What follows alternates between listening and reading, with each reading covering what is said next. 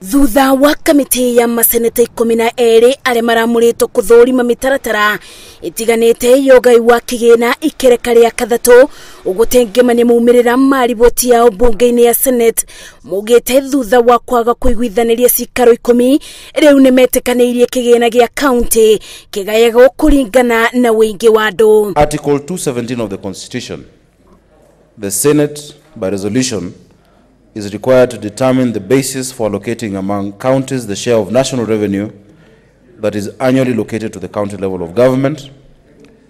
Further aware that the Senate mandated the Standing Committee on Finance and Budget to consider the recommendations of the Commission on Revenue Allocation and consulted the Cabinet Secretary responsible for finance and the Council of Governors, among others, and subsequently conducted public participation. Ndugamano iria ikoretwo kwa thirikari cia matora ikibeana mukana wa kurugamia motungata ma kuri baruti mawira na maundu mothi wa nambere ni ithirite riu thutha wa maseneta 41 kubetokia ndereti no gĩikaro-inĩ gĩkĩ. Now therefore the Senate resolves that pursuant to Article 217(1) of the Constitution, the third basis for allocating among the counties the share of national revenue that is annually allocated to the county level of government for the financial years 2020-2021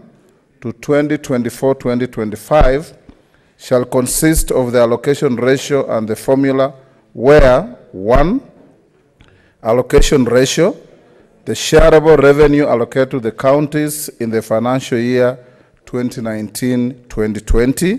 Mendekithia-inĩ ma riboti ya ndundu ya maseneta 12 yugĩte o rũbonge rũrĩgayagĩrwo mũigana wa mbeca kũringana na mabata maruo gatagatĩ-inĩ ga kaunti iria ciongereirwo kĩgĩna arĩ Nairobi, Nakuru, Kiambu gatagatĩ-inĩ ka ingĩ. So, honorable senators, the results are as follows: abstentions 0, nays 0, ayes 41. The ayes have it.